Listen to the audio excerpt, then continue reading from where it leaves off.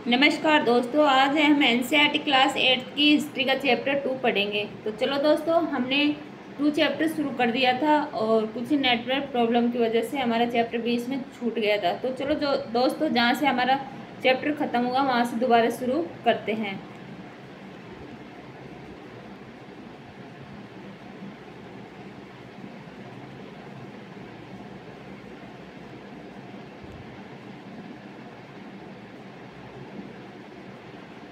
हमारा चैप्टर यहाँ तक कंप्लीट हो गया था, तो यहाँ से वापस शुरू करते हैं। 18वीं सदी में जब अवध और बनारस जैसी रियासतों में किसानों को भर्ती करके उन्हें पेशेवर सैनिक प्रशिक्षण दिया जाने लगा तो यह सूरत बदलने लगी। ईस्ट इंडिया कंपनी ने जब अपनी सेना के लिए भर्ती शुरू की तो उसने भी यही तरीका अपनाया। अंग्रेज अपनी सेना को सिपाही, जो भारतीय सब सिपाही से बना है, आर्मी कहते थे। 1820 के दशक से जैसे जैसे युद्ध तकनीक बदलने लगी, कंपनी की सेना में घुड़सवार टुकड़ियों की जरूरत कम होती गई। इसकी वजह से यह थी कि ब्रिटिश साम्राज्य बर्मा, अफगानिस्तान, मिस्र में भी लड़ रहा था, जहां सिपाही मस्केट, तोड़ेदार बंदूक और मैचलॉक से लैस होते थे। कंपनी की सेना के सिपाहियों को बदलती सैनिक आवश्यकताओं का ध्यान रखना पड़ता था और अब उसकी पैदल टुकड़ी ज़्यादा महत्वपूर्ण होती जा रही थी। 19वीं सदी की शुरुआत में अंग्रेज एक समरूप सैनिक संस्कृति विकसित करने लगे थे। सिपाहियों को यूरोपीय ढंग का प्रशिक्षण, अभ्यास और अनुशासन सिखाया जाने लगा। अब उनका जीवन पहले से भी ज़्यादा नियंत्रित था। इस कोशिश में कभी कभी समस्या भी आ जाती थी, क्योंकि पेशेवर सिपाहियों की सेना खड़ा करने के चक्कर में अंग्रेज कई बार जातीय और सामुदायिक भावना को नज़रअंदाज कर देते थे। भला लोग अपनी जातीय और धार्मिक भावना को इतनी आसानी से कैसे छोड़ सकते थे? क्या वे खुद को अपने समुदाय का सदस्य मानने के बजाय सिर्फ सिपाही मान सकते थे? सिपाही क्या महसूस करते थे? अपने जीवन और अपनी पहचान, यानी वे कौन है, इस बात के एहसास में जो बदलाव आ रहे थे, उनको सिपाहियों ने किस तरह देखा? 1857 का विद्रोह हमें सिपाहियों की इस दुनिया की झलक दिखाता है। इस विद्रोह के बारे में आप अध्याय 5 में पढ़ेंगे। चित्र 13 देखो, ये कंपनी के लिए काम करने वाला बंगाल के एक सवार एक अज्ञात भारतीय चित्रकार द्वारा बनाया गया चित्र 1780। मराठा और मैसूर के साथ हुए युद्धों के बाद कंपनी को अपनी घुड़सवार टुकड़ियों को मजबूत करने की अहमियत समझ में आने लगी थी।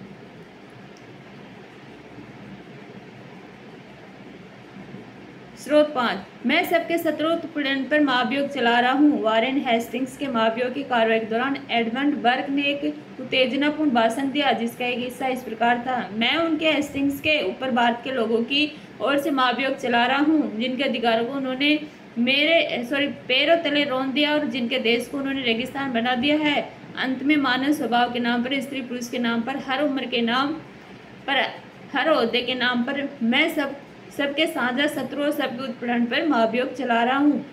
धर्मशास्त्र संस्कृति की ऐसी कृतियाँ जिनमें सामाजिक तौर तरीकों और आचरण के सिद्धांतों की व्याख्या की जाती है। ये धर्मशास्त्र ईसा पूर्व 500 वर्ष से भी पहले लिखे गए थे। सवार, घुड़सवार, मस्केट, पैदल सिपाहियों द्वारा इस्तेमाल की जाने वाली एक भारी बंदूक, मैचलॉक, शुरुआती दौर की बंदूक जिसमें बारूद को माचिस से चिंगार दी जाती थी। अब पढ़ते हैं निष्कर्ष। ईस्ट इंडिया कंपनी एक व्यापारिक कंपनी से बढ़ते बढ़ते एक भौगोलिक औपनिवेशिक शक्ति बन गई। 19वीं सदी की शुरुआत में नई भाप तकनीक के आने से यह प्रक्रिया और तेज हुई।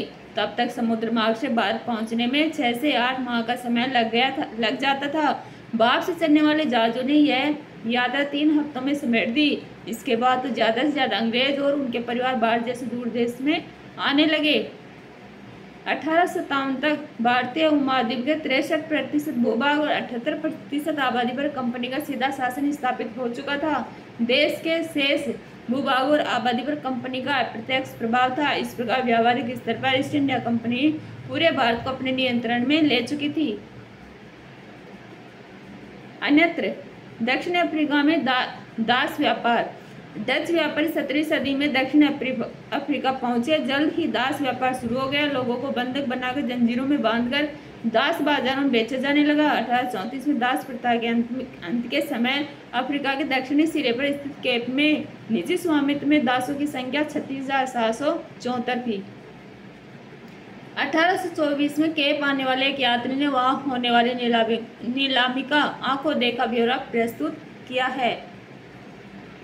ये मालूम होने पर कि पशुओं कृषि उत्पादों की नीलामी होने वाली है, हमने अपनी गाड़ी नए बैल खरीदने के लिए रोक ली। नीलामी के माल में एक स्त्री दास और उनके 3 बच्चे थे। किसानों ने पशुओं के समान ही उन्हें परखा, उन्हें अलग अलग खरीदारों को बेच दिया गया। मां ने चिंता, वेदना और आंसू भरी आंखों से बच्चों की तरफ देखा। दुखी बच्चे व्याकुल माँ बाप से चिपक गए। इससे दिल को पिघलाने वाला था। इसके विपरीत मौजूद दर्शकों के चेहरे हंसते हुए एवं असंवेदनशील थे। अब इसके क्वेश्चन आंसर भी देख लेते हैं।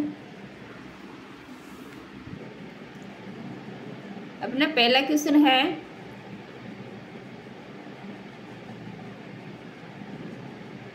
निम्नलिखित के जोड़े बनाइए। तो दीवानी, दीवानी किससे मिलाओगे? दीवानी है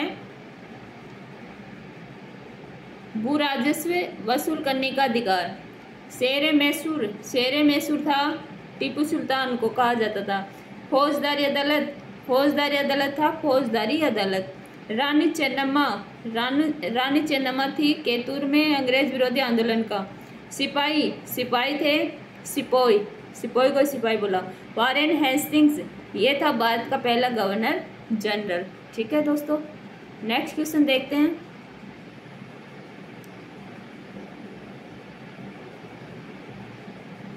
रिक्त स्थान भरें।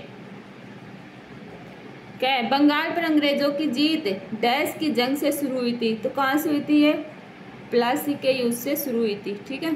सेकंड है, हैदर अली और टीपू सुल्तान डैश के शासक थे, कहाँ के थे? ये मैसूर के थे। ठीक, नेक्स्ट देखते हैं। डलहौजी डैश का सिद्धांत लागू किया? तो ये विलय नीति का सिद्धांत लागू किया, हड़प नीति। नेक्स्ट है, मराठा रियासतें मुख्य रूप से भारत के डैश भाग में स्थित थी? तो ये मध्य तथा पश्चिम भाग में स्थित थी, मध्य तथा पश्चिम भाग। ठीक है। नेक्स्ट क्वेश्चन देखते हैं। थर्ड क्वेश्चन है अपना, सही या गलत बताइए।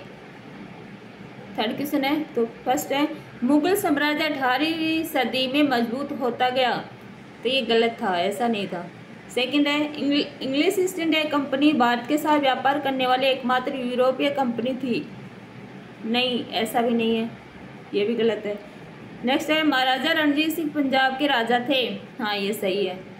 नेक्स्ट है, अंग्रेजों ने अपने कब्जे वाले इलाकों में कोई शासकीय बदलाव नहीं किए? नहीं, ये भी गलत है। ठीक है।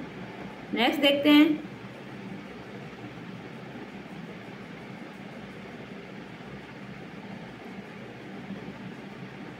आइए विचार करें। फोर्थ क्वेश्चन देखते हैं। यूरोपीय व्यापारिक कंपनियां भारत की तरफ क्यों आकर्षित हो रही थी? क्योंकि भारत में बने बारीक सूती कपड़े और रेशम की यूरोप के बाजारों में जबरदस्त मांग थी। इसके अतिरिक्त काली मिर्च, लौंग, इलायची और दालचीनी की भी यूरोप में बाजारों में जबरदस्त मांग थी। इन चीज़ों को भारत से सस्ते दामों में खरीदकर यूरोप के बाजारों में ऊंची कीमतों पर बेचने से बहुत लाभ होता था। इसलिए यूरोपीय व्यापारिक कंपनियां भारत की तरफ आकर्षित हो रही थी। ठीक है। नेक्स्ट देखते हैं फिफ्थ, बंगाल के नवाबों और ईस्ट इंडिया कंपनी के बीच किन बातों पर विवाद थे? बंगाल के नवाबों और ईस्ट इंडिया कंपनी के बीच अनेक बातों पर विवाद, जैसे बंगाल के नवाबों ने कंपनी को रियायतें देने से इनकार कर दिया तथा व्यापार का अधिकार देने के लिए कंपनी से नजराने मांगने लगे। नवाबों ने कंपनी को सिक्के डालने का अधिकार नहीं दिया तथा उनकी किलेबंदी को बढ़ाने से रोक दिया और कंपनी पर धोखाधड़ी का आरोप लगाते हुए नवाबों ने दलील दी कि उनकी वजह से बंगाल सरकारी राजस्व वसूली कम होती जा रही है और अपनी कंपनी टैक्स चुकाने को तैयार नहीं थी। उसके अफसरों ने अपमानजनक चिट्ठियां लिखी और नवाबों तथा उनके अधिकारियों को करने का प्रयास किया। 6 क्वेश्चन देखते हैं। दीवानी मिलने से ईस्ट इंडिया कंपनी को किस तरह फायदा पहुंचा? दीवानी मिलने के कारण कंपनी को बंगाल के विशाल राजस्व संसाधन पर नियंत्रण मिल गया था। दीवानी मिलने के बाद अंग्रेजों को ब्रिटेन से सोना भारत लाने की आवश्यकता नहीं थी, क्योंकि कंपनी को भारत में ही माल बेचकर धन कमाने की छूट मिल गई थी।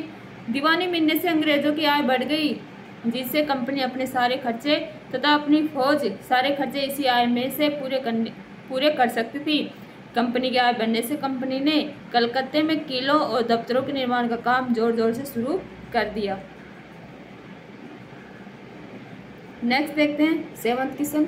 East India Company Tipu Sultan को खतरा क्यों मानती थी? क्योंकि टीपू सुल्तान 1782 में मैसूर का शासक बना। उसने 1785 में अपनी रियासत में पड़ने वाले बंदरगाहों से चंदन की लकड़ी, काली मिर्च और इलायची के निर्यात पर रोक लगा दी। सुल्तान ने स्थानीय सौदागरों को भी कंपनी के साथ व्यापार करने से रोक दिया। टीपू सुल्तान ने भारत में रहने वाले फ्रांसीसी व्यापारियों से घनिष्ठ संबंध स्थापित किए। टीपू सुल्तान ने फ्रांसीसी व्यापारियों की सहायता से अपनी सेना का आधुनिकीकरण किया। ठीक है, नेक्स्ट है अपना 8th क्वेश्चन।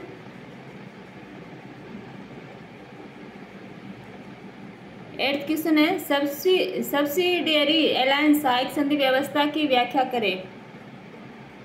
ठीक है, तो इस संधि को मानने वाले राजा अथवा नवाब को एक अंग्रेज सैनिक टुकड़ी अपने राज्य में रखनी होगी। इस सैनिक टुकड़ी का खर्च भी उन्हें स्वयं ही उठाना पड़ता था।